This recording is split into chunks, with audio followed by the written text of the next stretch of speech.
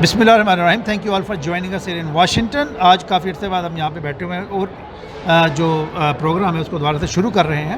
سیالکوٹ کے اندر جو واقعہ ہوا ہے اسی حوالے سے جو انٹرنیشنلی جو پاکستانیوں کو امبیرسمنٹ ہوئی ہے, پاکستانی کی جو فیلنگ ہرٹس ہوئی ہیں, پاکستانی جو یہاں پہ پوری دنیا میں, یہاں پہ امریکہ میں نہیں پوری دنیا میں جو پاکستانی ہیں ان کو جو سیٹ بیکس آئے ہیں اسی کے حوالے سے ہم بات کریں گے. یہاں پہ انور اقبال صاحب, ڈان کارسپونڈنٹ واشنگٹن, بہت شکریہ. انہوں نے بہت زیادہ اس کے اوپر لکھا بھی ہے, ریسرچ کیا, انالیسس بھی دیا ہے, تو ان سے پوچھیں گے کہ اس کے بارے میں ان کی کیا ریسرچ ہوئی ہے, انٹرنیشنلی جو امپیکٹ ہوا ہے پاکستان پہ. اور ڈاکٹر خالد عبداللہ سوشل ایکٹیوسٹ ہیں, ان کا جو سوشل موومنٹس ہوتی ہیں عوامی سطح پہ اس کے حوالے سے ان سے بات کریں گے کہ اس کا پاکستان کی سوسائٹی پہ کیا اثر ہے, اس کے کیا نتائج آ سکتے ہیں. انور اقبال صاحب, ہم نے اس کو تھوڑا سا بیک گراؤنڈ کی طرف اگر ہم جاتے ہیں تو جو بچوں کی شہادت ہوتی ہے طالبان اور دہشت گردوں کے ہاتھوں, تو اسلام آباد میں بیٹھا ہوا, لال مسجد میں بیٹھا ہوا بندہ اس کو کنڈیم کرنے سے انکار کر دیتا ہے اور اسٹیٹ کچھ بھی نہیں کر پاتی. اس کے بعد مشیل کا قتل ہوتا ہے, اس کو لنچنگ ہوتی ہے, قتل ہوتا ہے. سیالکوٹ کے اندر ہی دو بھائی جو حافظ قرآن بھائی تھے, ان کی لنچنگ ہوتی ہے, ان کو پھانسی دی جاتی ہے, ان کو قتل کیا جاتا ہے, آگ لگائی جاتی ہے. اس کے بعد یہ واقعہ ہوتا ہے. اس سے پہلے ہم نے دیکھا کہ جو موومنٹ چل رہی تھی تحریک لبیک کی, حکومت نے ان لوگوں کو چھوڑا, ان کو ریلیز کیا, ان کے اوپر جو مقدمات ہیں ان کو واپس کیا, جو حکومت ہے وہ سرنڈر کر گئی. ان سارے واقعات میں حکومت سرنڈر کر گئی.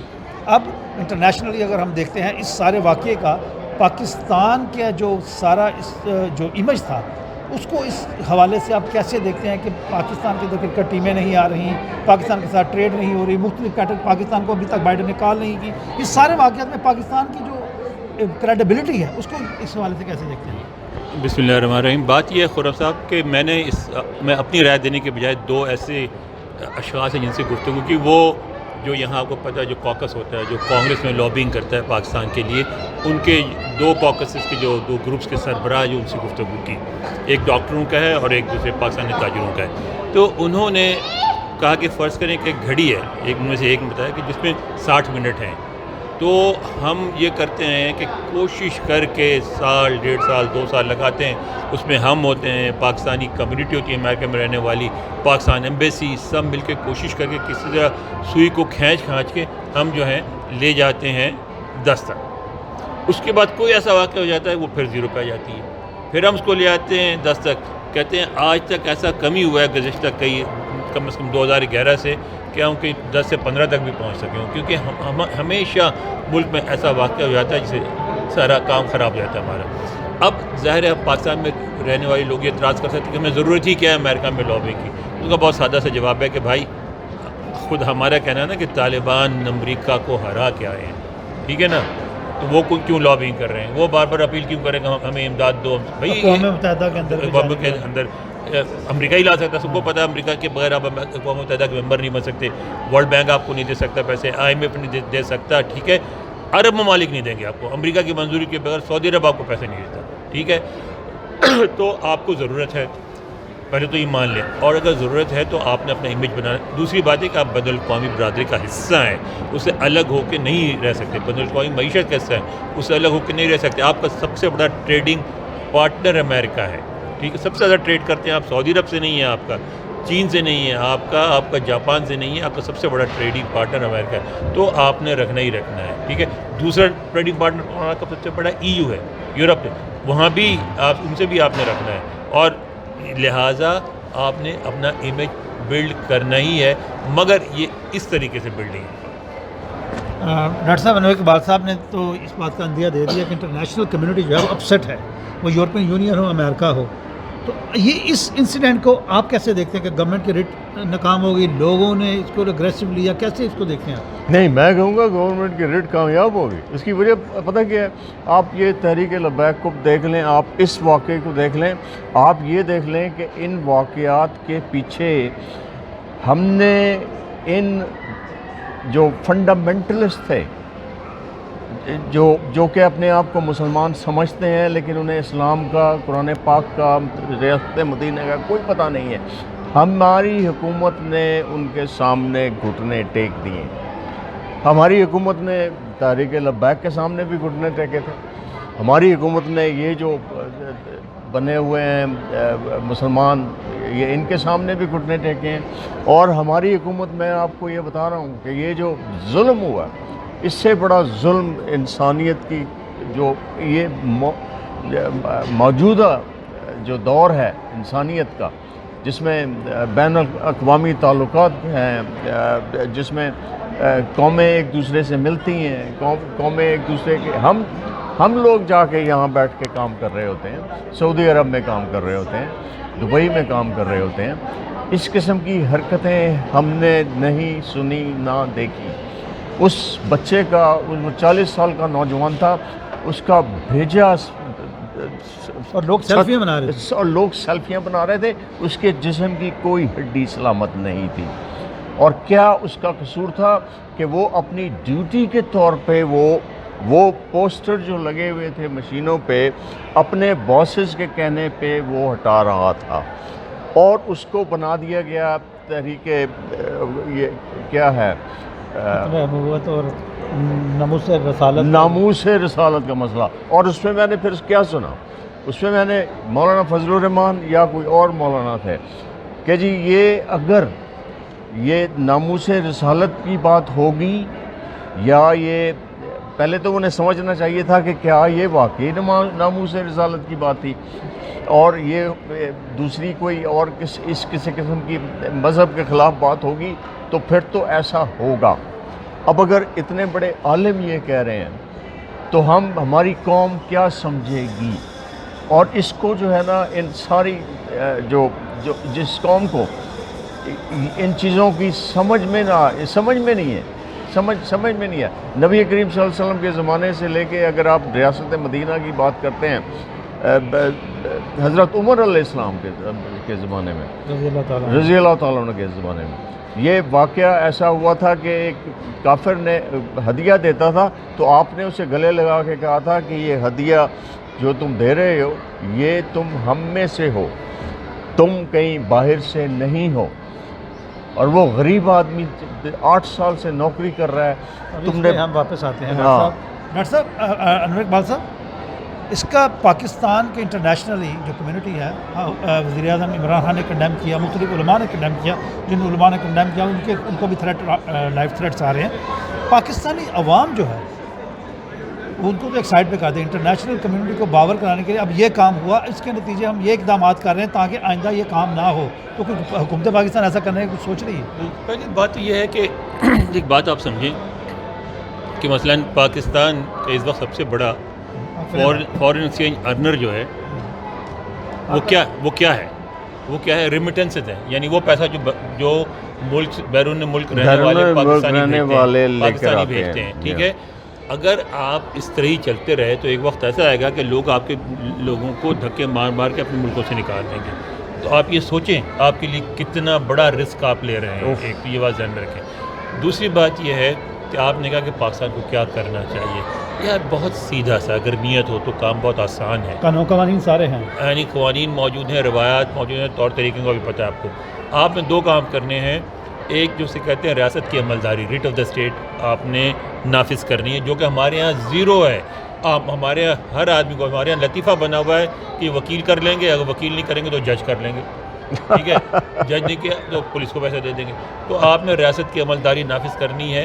وہ اس طرح کہ پتہ ہو کہ ہر آدمی کو خوف ہو ریاست کا، کہ ریاست جو ہے جو ریاست کے پاس طاقت ہوتی ہے اس کو کہتے ہیں پاور آف کوارژن، یعنی مجبور کرنے کی طاقت ریاست کے پاس ہونی چاہیے. ایک دوسری بات یہ ہے کہ آپ اس بات کو یقینی بنائیں کہ ہر بندے کو یہ پتہ ہو کہ اگر میں کوئی غلطی کروں گا، قانون توڑوں گا تو کوئی سزا مجھے ہر قیمت میں ملے گی.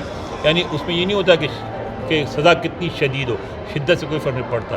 یہ یقینی ہو سزا چاہے جو بھی ہو، اس کو پتہ ہو کہ سزا ملے گی ہی ملے گی. جس طرح ہم اور آپ اس ملک میں رہتے ہیں، آپ کو پتہ ہوتا ہے کہ وہاں کوئی نہیں دیکھ رہا ہوتا، آپ جا رہے ہوتے. میں نے بھی آپ کو 1-2 دفعہ فون کر کے پوچھا ہے کہ یار خرم میں جا رہا تھا فلاں روڈ پہ، اس کی اسپیڈ لمٹ اتنی تھی، میں اتنے پہ چلا گیا تھا، تو اگر کیمرہ ہوا تو کیا ہوگا؟ تو آپ نے کہا کہ اگر کیمرہ ہوا تو آپ تو مارے گئے. اور آپ کو بھی پتہ ہے کہ 150, 200, 300, 400 تک آپ نے ایک دفعہ 450 دیا ٹکٹ دینا پڑتا ہے. کوئی بچا نہیں سکتا، کوئی معافی نہیں ہوتی اس میں. ٹھیک ہے نا. تو اسی طرح آپ کو قانون توڑنے والوں کو سزا دینی پڑے گی، ریاست کی عملداری. ڈاکٹر صاحب انور صاحب نے تو ایک بات جو کی ہے اوبیسلی اس کی سمجھ میں آتی ہے، لیکن پاکستان میں ہم مسلسل ناکامی دیکھ رہے ہیں ریٹ آف دی گورنمنٹ کی. سارا آپ ڈیوریشن نکال کے دیکھ لیں، ریٹ آف دی گورنمنٹ آپ کو نظر نہیں آئے گی. ان موجودہ حالات کے اندر عوام کی ان ایجوکیشن، جو الٹریسی ہے عوام کی، اس کو بھی آپ نظر میں رکھیں. اس وقت موجودہ چیلنجز ہیں اس کو بھی نظر میں رکھیں. اس کے علاوہ جو ہمارا اس وقت ماحول بنا ہوا ہے وہاں پہ، جس کے اندر طریقے لبیک ہو گئی، وہ طالبان، اس طرح کے جو فیکٹرز ہیں وہ ان کی انفلوئنس بھی نظر میں رکھیں. تو کیسے اس کا سلوشن کیا نکالا جا سکتا ہے انٹرنیشنل کمیونٹی کو اویئرنیس دینے کے لیے کہ ہم کچھ کر رہے ہیں؟ دیکھیں، پاکستان میں دو چیزیں ہیں کہ انٹلیکٹ اور فیتھ، یہ ریل روڈ کی طرح دو ٹریکس ہوتے ہیں. نہ ان کو ایک دوسرے پہ کنورج ہونا چاہیے، نہ ڈائیورج ہونا چاہیے. ان کو بالکل ساتھ لکیر کی طرح دو لکیروں کو چلنا چاہیے، ورنہ انسانیت کی پٹڑی ڈیریل ہو جاتی ہے. اسی طرح ہم نے دیکھا ہے کہ پاکستان میں انسانیت کی پٹڑی ڈیریل ہو گئی ہے.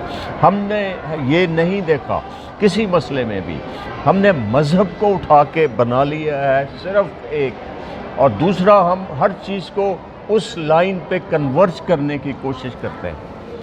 تو ہماری جو پٹڑی ریل روڈ ہے وہ ایسے ٹکراتا ہے جا کر آپس میں. جو اسٹیٹ اور جو ماسک ہے، ہاں، وہ دونوں کے فیصلے علیحدہ ہونے چاہیے اور ایک جیسے ہونے چاہیے.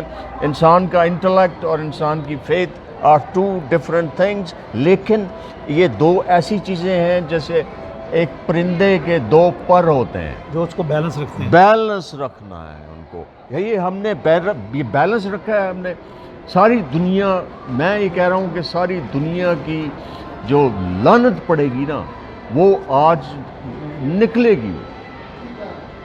یہ نہ سمجھیں کہ آپ بچ جائیں گے اس ظلم سے، کیونکہ خدا تعالیٰ تو رب العالمین ہے. بچے کی کھوپڑی جو ہے وہ نیچے پڑی ہوئی تھی، اس کی جسم کی کوئی ہڈی بچی سلامت نہیں تھی.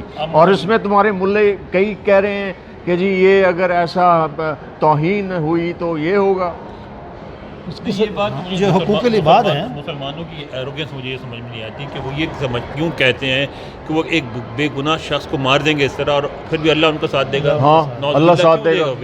اللہ نے اس دوسرے کو کافر کو نہیں پیدا کیا ہے. رب العالمین اور رحمت للعالمین.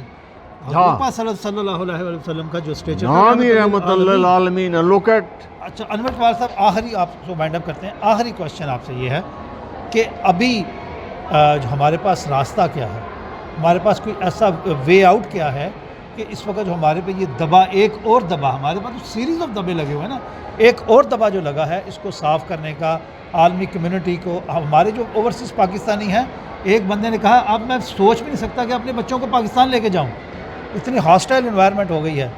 بھئی ہمارے ایک دوست ہیں، آپ جانتے ہیں آغا حسنین، ان کی بیٹی نے ان سے آ کے صبح پوچھا، جس دن اس نے اخباروں میں چھپا، اس نے انٹرنیٹ پہ دیکھا، اس نے پوچھا کہ ڈیڈ یہ کیا ہوا ہے پاکستان میں؟ انہوں نے کہا یار وہ ان پڑھ لوگ ہیں، جذباتی لوگ ہیں، کر دے. کہتے ہیں نا دیٹس ناٹ این آنسر، یہ کوئی جواب نہیں ہے. آپ مجھے بتائیں یہ کیوں ہے؟ ایسا تو نہیں ہونا چاہیے. ٹھیک ہے، بچے بھی اس بات پر ریئیکٹ کر رہے ہیں. دیکھیں، سب سے پہلے تو آپ کو ایک کام کرنا ہے کہ جو لوگ ملوث ہیں ان کو پکڑنا ہے صحیح، یعنی خواہ خانہ پوری کرنی نہیں، اور ان کو سزا دینی ہے، اور اسپیڈی ٹرائل ہو، اور جلد از جلد مہینے 2 مہینے کے اندر ان کو سزائیں مل جائیں. ایک تو بات یہ ہے، اور پھر سزاؤں پہ عمل درآمد بھی ہو. دوسری بات ہے، جیسے میں نے پہلے کہا تھا کہ یہ بات کو یقینی بنائیں کہ ہر قانون توڑنے والے کو سزا ملے گی، پھر بین الاقوامی برادری آپ پہ ٹرسٹ کرے گی. آپ کو یہ بات سمجھ لینی چاہیے اچھی طرح. ہماری قوم کو، جو ہمارے یہاں پتہ نہیں کون حضرات ان کو یہ سمجھاتے ہیں کہ نہیں آپ کو دنیا کے ساتھ چلنے کی ضرورت نہیں ہے. نہیں یار، آپ کو دنیا کے ساتھ چلنے کی ضرورت ہے، معاشی طور پہ، سماجی طور پہ، تعلیم کے لیے، سائنس کے لیے. آج کل کی دنیا مربوط ہے ایک دوسرے سے. انٹرنیٹ کا زمانہ ہے، 1 سیکنڈ میں جو کچھ یہاں ہوتا ہے پاکستان پہنچا، جو پاکستان میں ہوتا ہے یہاں پہنچ جاتا ہے. آپ نے دنیا کے ساتھ چلنا، یہ آپ کا کوئی چوائس نہیں ہے کہ نہیں ہم نہیں چلیں گے. چوائس نہیں ہے. ایون سعودی عرب بھی آپ کو ایک حقیقت ہے، تلخ حقیقت ہے کہ امریکہ کے منظوری کے بغیر امداد نہیں دیتا. ٹھیک ہے، ایون چین بھی ایک حد تک بین الاقوامی برادری کے خلاف نہیں جاتا. ٹھیک ہے، آپ کو یہ بات سمجھنی پڑے گی کہ آپ نے دنیا کے ساتھ چلنا. دوسری بات یہ کرنی کہ آپ نے یہ فیصلہ کرنا ہے کہ آپ نے زندہ رہنا یا خودکشی کرنی ہے. اگر خودکشی کرنی تو کر لیں جا کے، یہ تو چل رہا ہے، یہ تو خودکشی کا راستہ ہے. اگر زندہ رہنا ہے تو زندہ رہنے کے طور طریقے سیکھے. زندہ قوموں کا اس میں یہ ہے کہ انسان کی رسپیکٹ کریں یار، خدا کے لیے قانون پہ نافذ کریں، خدا کے لیے لوگوں کو مارنا کاٹنا بند کریں. یعنی مجھے سمجھ نہیں آتی ہر بات پہ کہ ہم جان دے دیں گے. یار رسول اکرم صلی اللہ علیہ وسلم کے نام پہ یار ہم سب جان دینے کو تیار ہیں. مسئلہ یہ ہے کہ جان دینے کے علاوہ بھی تو کام ہے کہ ہم یہ کیوں نہیں کہتے رسول اکرم صلی اللہ علیہ وسلم کے نام پہ ہم ایسی یونیورسٹی بنائیں گے کہ ساری دنیا واہ واہ کرے گی، ہم ایسا ہاسپٹل بنائیں گے کہ دنیا بھر سے لوگ علاج کرانے آئیں گے. یہ ہم کیوں نہیں کہتے؟ ڈاکٹر صاحب اس کا حل کیا ہے؟ اس کا حل ہم نے بتا دیا ہے. اس کا حل یہ ہے کہ secular movement needs to get up in Pakistan empowerment. In power. Secular movement کیا ہے؟ سیکولر موومنٹ یہ ہے کہ یس you believe your religion, you believe God, you believe Prophet Muhammad, you believe Quran. There are others who believe Gita, there are others who believe Krishna. You have to tolerate them and you have to give them the right to believe in whatever they want. Yes, دین میں تمہارا دین تمہارے لیے لکم دینکم ولی دین. یہ تو قرآن پاک میں لکھا ہوا ہے. بالکل ایگزیکٹلی. یہ کوئی طریقہ تھا؟ خدا کا واسطہ. اس کو ہم وائنڈ اپ کرتے ہیں. ڈاکٹر خالد عبداللہ کی آپ نے فرسٹریشن دیکھ لی، انور اقبال صاحب نے جو تجاویز دیکھی ہیں وہ بھی آپ نے دیکھ لی کہ ہمارا ایک ہی وے آؤٹ ہے اس وقت انٹرنیشنل کمیونٹی کے سامنے اپنے آپ کو صحیح جو نیشن کے طور پہ ایک کنٹری جس کے اندر جسٹس پرویل کرتا ہے اس کو سامنے رکھتے ہوئے کہ وہاں پہ اس کا سپیڈی ٹرائل ہو. آنے والے دنوں کے اندر اس طرح کے واقعات کو سختی کے ساتھ کچلا جائے اور حکومت کی ریٹ جو ہے ہر معاملے کے اندر نظر آنی چاہیے. اس کے اوپر جو انٹرنیشنل جو تحفظات ہیں ان کو ایڈریس کرنا چاہیے اور اسی طرح سے ہمارے معاملات آگے چلیں گے. آخر میں خرم ہاتھ جوڑ کے اپنی قوم سے ہم درخواست کریں گے خدا کے لیے سدھر جاؤ ورنہ تباہ ہو جاؤ. خدا کی انشاءاللہ we come back when more interesting stuff happen here in Washington and in Pakistan. بہت شکریہ.